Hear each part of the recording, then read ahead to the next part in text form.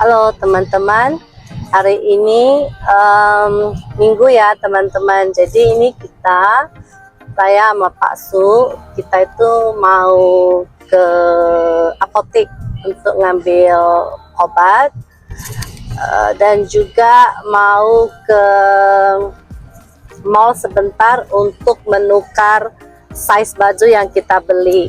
Jadi minggu lalu kita ada beli baju tapi size-nya terlalu kecil, jadi kita mau tukar dan kita itu on the way ke sana. Tadinya itu saya malas banget teman-teman, karena kan hari Minggu waktunya santai, maksudnya sih tidak mau kemana-mana, cuma di rumah. Tapi ternyata besok juga hari libur teman-teman, Labor Day, tapi kan semua pada tutup.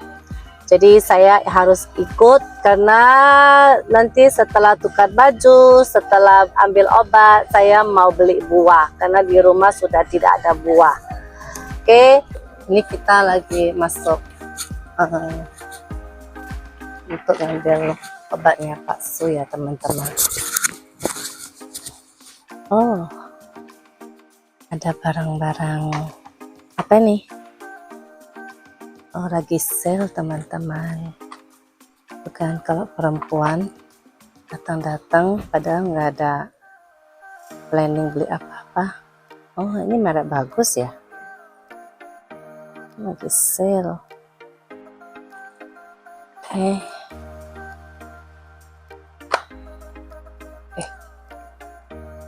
ikutin dulu ya Pak Su. Ya, mau di sini sepi. Ini bukan mall teman-teman, ini kayak apa sih namanya, saya juga kurang tahu gimana nyebutnya. Ini bukan mall, itu kayak gimana sih sebutnya. Saya senang kalau lihat ini karena dapat yang murah teman-teman. Ini apa sih? Pensil alis teman-teman, lumayan ya. Berapa? 80 berapa dolar? 88. Oh my gosh. Jadi teman-teman jaga kesehatan ya. Ini beli obat mahal banget. Hampir 1 juta. 3 bulan. Oke, jadi ini kita udah ngambil obatnya Pak Su, mahal juga ya, 88 dolar. Tapi untuk kesehatan yang lain, untuk periksa ke dokter tidak ada biaya, cuma untuk obat ini ada biaya. Nah, obat apa? Ini obat untuk menjaga kesehatan Pak Su. Jadi ini udah mulai harus jaga makanan ya teman-teman. Taulah kalau udah umur 50-an, kolesterol itu ada ya kan, darah tinggi, dan adalah yang harus dijaga. Dan ini Pak Su harus jaga karena kemarin itu memang kolesterolnya itu agak tinggi, jadi dia harus jaga kesehatannya.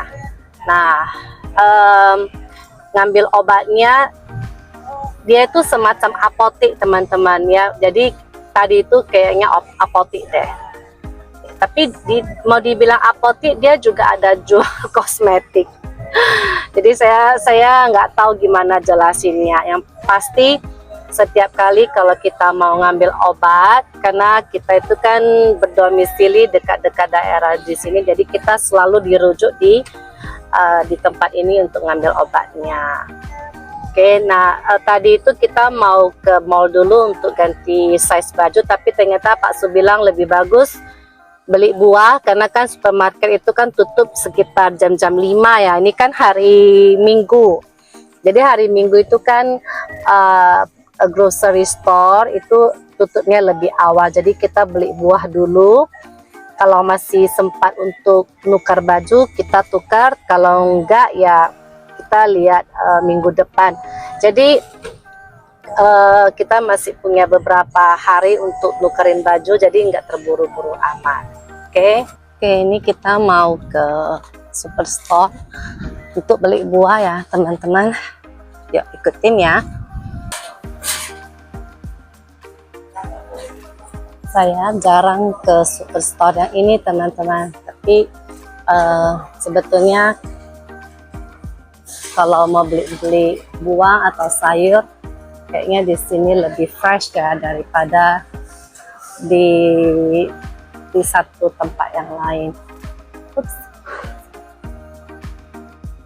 Mau tunjukin ada pizza. Oke. $10 teman-teman. Juga, oh di sini juga ada apa nih? Pasta teman-teman. Dulu ini nan taco ini dulu ada yang sapi, sekarang ayam ya. Kalau ayam saya kurang suka. Oke, kita mau cari buah, yuk ikutin terus ya. Maunya gede teman-teman, grocery store-nya gede ya teman-teman. Buahnya bagus banget,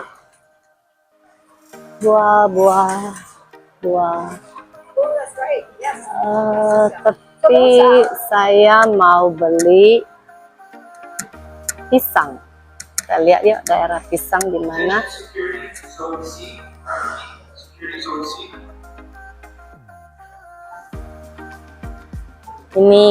Ini kalau buah ini buah scam teman-teman. Saya bilang buah scam karena apa? Karena dia kelihatan cantik, ternyata asam. Tidak secantik penampilannya. Lihat ini banana. Organik, kecil. Oh ini ada yang gede. Jadi kita pilih pisang yang ini teman-teman. Kalau yang ini 99 sen doang, nggak sampai $1 satu LB-nya. 1 pound ya. Jadi milih yang ini aja. Ini bagus gak sih? Sama ya?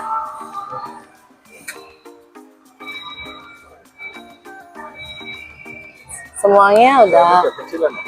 It's okay lah, ambil aja nggak apa-apa. Daripada yang cepat matang nanti. Kita mau yang jangan terlalu matang ya teman-teman. Terlalu matang nanti dia cepat busuk. Yuk. Kita mau beli buah. Maybe ya dia ada warna. Nggak mau anggur lagi. Berries. Ya. Wangi ayam goreng. Wangi ayam goreng teman. Kita beli strawberry aja ya teman-teman ya.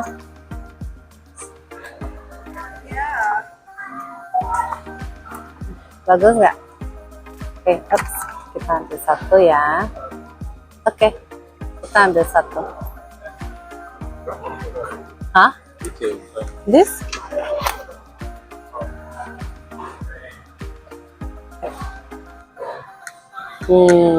Ya. Beraneka ragam snack ya. Orang-orang di sini snacknya begini guys. Oh my gosh. Kita lihat.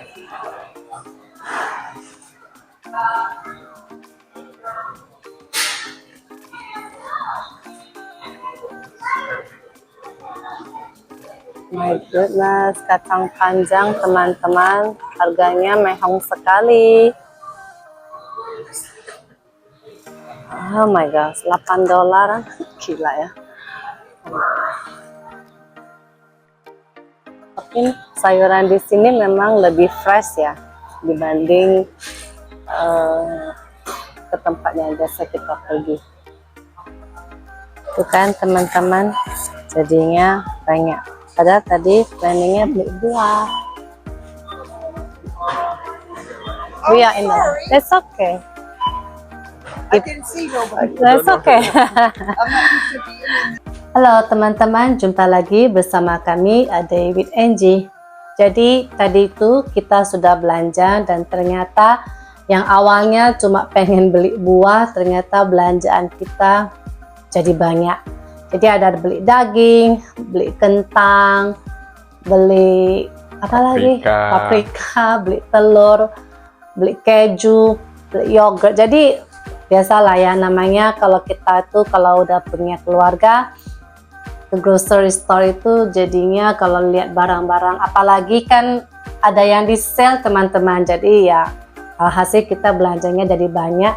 Tapi itu memang bisa dipakai karena kan bisa disimpan di dalam kulkas, jadi nggak apa-apa. Hari ini awalnya kita planning mungkin belanja sekitar $20 saja, ternyata setelah ke kasir hasil belanjaan kita itu $160.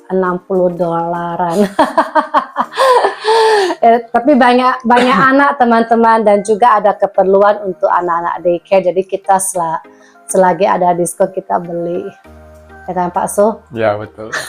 Begitulah perempuan kalau groceries budgetnya 50, lebihnya banyak nanti. Nah, dia kalau awas ya kalau kamu makan ya. Oke, jadi hari ini teman-teman kita ini dalam sesi mau menjawab beberapa pertanyaan yang sudah ditanya teman-teman sebelumnya. Jadi karena kita itu ditanya beberapa pertanyaan, dan pertanyaan ini nggak bisa saya jawab di kolom komentar karena kan bakal panjang. Jadi akan saya jawab di sini ya. Jadi ini ada pertanyaan dari Tinar2383 beberapa waktu yang lalu. Jadi dia bertanya, how you can move to Canada? Would you tell me please? Oke, jadi Tinar bertanya, kenapa kita jadinya pindah ke Kanada? Jadi awal-awal sebetulnya tujuan kita itu untuk hidup di luar negeri itu awal-awalnya bukan di Kanada ya Pak Su ya. Ya betul. Karena kan kita tinggal di Indonesia. Destinasi yang paling dekat dengan Indonesia itu ya Australia, ya toh. Tapi karena Australia sudah banyak sekali orang-orang yang imigrasi ke sana pada waktu itu, saya sebetulnya malah milih ke Selandia Baru, New Zealand. Dan akhirnya pada saat saya sudah punya sedikit pengetahuan, ternyata New Zealand itu programnya menurut saya untuk keluarga saya itu tidak cocok. Jadi tapi memang semua ini percaya nggak percaya teman-temannya. Ini kalau memang jalannya itu memang dibukakan ya. Jadi beberapa tahun awal itu kan kita bentrok, nggak tahu ya Pak Su ya. Kita nggak tahu mau kemana, dan kita juga nggak tahu caranya, tujuannya kemana, semua nggak tahu. Kanada itu lebih gampang untuk proses imigrasinya. Nah dari situ baru saya melanjutkan studi saya beserta anak saya yang paling gede, si Daniel, dia juga pas lulus SMA, jadi timingnya pas. Kita itu berdua lanjut kuliah dan akhirnya memutuskan untuk pindah. Jadi itu sekilas perjalanan awal kenapa kita bisa pindah ke Kanada. Awalnya malah bukan Kanada, awalnya malah pengen ke New Zealand. Tapi ya memang sampai ke Kanada juga semuanya dilancarkan ya teman-teman. Oke, dan satu lagi dari Fatma 476. Mengapa pindah ke Kanada Mbak, kalau boleh tahu? Saya malah balik ke Indonesia. Tapi gimana pun di Kanada mudah cari kerja dan gajinya jauh lebih gede. Walau saya dokter, tapi bekerja tidak sebagai dokter. Tapi gajinya jauh lebih gede dan berlebih untuk kebutuhan sehari-hari. Sisanya disimpan dan dikirim ke Indonesia. Saya terkurung di Kanada juga karena COVID, sampai akhirnya saya menemukan suami orang Kanada. Tapi 4 tahun saya di Kanada, saya mau balik gimana pun saya lebih suka Indonesia. Kanada dan Indonesia ada plus minusnya. Akhirnya saya dan suami bersepakat untuk menghabiskan hari tua di Indonesia. Menurut saya, pasangan yang sudah tidak bekerja lagi lebih baik hidup di Indonesia karena hidup di Indonesia lebih murah dan mudah. Oke, ini komentar dari Mbak Fatma 476 ya. Kalau ditanya mengapa, tadi sudah saya jawab ya di pertanyaan sebelumnya. Tapi ya memang apa yang dikatakan Mbak Fatma ini ada benarnya. Walaupun kita bekerja tidak sesuai dengan profesi kita, karena mungkin bayarannya itu dalam bentuk dolar, dan juga fasilitas di sini kan sangat mendukung. Jadi ada yang bisa ditabung. Tidak semua apa yang kita dapat kita habiskan untuk kebutuhan sehari-hari. Contoh paling simpel, sekolah anak-anak di sini aja udah gratis, ya kan? Jadi untuk satu masalah pendidikan itu kita udah nggak usah pusing. Jadi dari bahkan anak-anak daycare aja pemerintah juga mendukung loh bayarannya. Nah, sampai SMA itu kan tidak perlu bayar. Nah, untuk masuk jenjang kuliah kan kita juga bisa dipinjamin ya, student loan, ya kan? Jadi itu aja sudah sangat meringankan. Walaupun anak kita 3, untuk masalah pendidikan aja kita sudah tidak perlu pusing. Menurut saya, itu yang paling penting. Karena pendidikan itu kan paling penting ya. Nah, yang kedua untuk kesehatan. Ya, ada plus minusnya ya, meskipun kesehatan di sini waktu kita berobat ke rumah sakit mungkin dengan menunjukkan kartu kita itu dibebaskan dari biaya dokter ya, tapi biaya obat seperti Pak Su tadi dia tetap harus bayar biaya obat. Nah, sampai detik ini kita belum pernah menggunakan kartu kesehatan kami itu untuk hal-hal yang lain, belum, dan kita juga berdoa tidak akan pernah mau pakai ya. Jadi untuk yang lain saya kurang tahu, tapi untuk sampai tahap ini kita sudah adalah sedikit aman menurut hemat saya ya teman-teman. Jadi kalau misalnya ada yang berbeda pendapat itu sah-sah saja ya. Tapi kalau Pak Su sendiri, dia kemarin itu Pak Su pengen tua di Indonesia kan? Iya. Why?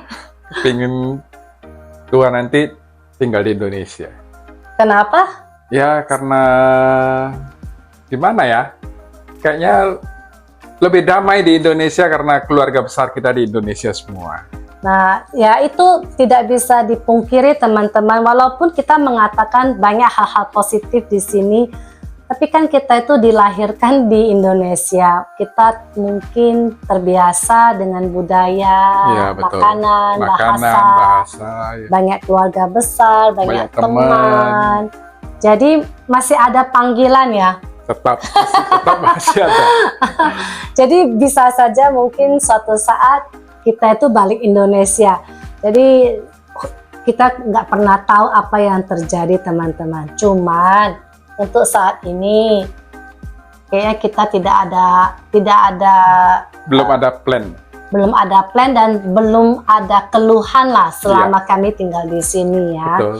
Walaupun pekerjaan kami ya tidak sesuai dengan profesi sebelumnya, tapi ya seperti Mbak Fatma bilang, dia dokter ya, beliau dokter ya Mbak Fatma ya, tapi gaji di sini walaupun dia tidak berprofesi sebagai dokter, gajinya lebih besar.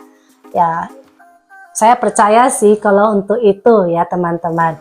Jadi kembali lagi ke pribadi masing-masing ya teman-teman. Jadi ada satu pertanyaan lagi, tapi saya lupa dan kayaknya kalau saya cari kelamaan. Saya ada ditanya, kenapa terpikir untuk buka daycare? Kalau saya tidak salah ini pertanyaan dari Mbak Erna Jan. Mohon maaf kalau misalnya saya ada salah pengucapan nama ya. Jadi mengapa saya bisa terpikir untuk buka daycare? Sebetulnya sewaktu kami masih tinggal di Indonesia juga, kita itu sudah berkecimpung ke dunia pendidikan. Jadi saya itu puluhan tahun dari saya masih masa-masa usia 20-an. Bahkan saya pertama kali itu bekerja sebagai asisten guru itu umur saya waktu itu masih 14 tahun. Bukan di sekolahan teman-teman ya, tapi di tempat les-lesan. Jadi saya masih ingat SMP udah mulai part-time bantu-bantu di tempat les-lesan. Jadi memang basicnya saya itu di dunia pendidikan. Nah, pas saya planning kemari, karena memang saya tahu bidang saya apa, saya mengambil jurusan yang sesuai dengan bidang saya dan apa yang saya kerjakan sebelumnya di Indonesia. Dan dari situ saya juga melihat peluang ini cukup menguntungkan ya. Maksud saya itu malas untuk bekerja lagi dengan orang ya. Jadi oleh karena itu saya lebih cenderung punya prinsip bekerja sendiri, nggak usah keluar-keluar. Jadi kalau musim dingin juga lebih enak di rumah, lebih enak, lebih aman. Dan kalau kerja di daycare itu kan anak-anaknya banyak ya. Kan sebelumnya saya kerja di daycare ya. Jadi untuk ngurusin puluhan anak itu meskipun ada teman-teman rekan kerja itu juga nggak gampang kan. Saya merasa menjaga anak-anak puluhan orang itu sesuatu hal yang lumayan berat ya. Dan alhasil pada saat saya selesai kuliah, setelah saya mendapatkan status saya di sini, ya saya bilang sama Pak Su, saya masih mau tetap bekerja tapi nggak mau dalam ruang lingkup yang besar. Saya mau grup yang kecil. Jadi saya buka daycare sendiri. Itulah kenapa saya itu kepikiran mau buka daycare sendiri. Begitulah teman-teman, terima kasih untuk komen dan pertanyaannya ya atas kami yang menetap di Kanada ini. Meskipun kita berada di Kanada ini, kita merasa senang, bahagia, tapi hati kita tetap rindu ingin kembali ke Indonesia. Mudah-mudahan dalam beberapa tahun ini kita bisa kembali ke Indonesia untuk menetap sementara sebelum kita balik lagi ke sini. Jadi planningnya Pak Su, dia itu mau mengajak saya untuk liburan panjang di Indonesia. Yeah. Jadi sebelum kembali menetap di Kanada, anak-anak cenderung memang mereka itu sudah settle, mereka senang di sini. Hanya kami berdua yang masih ada lah rasa kangen.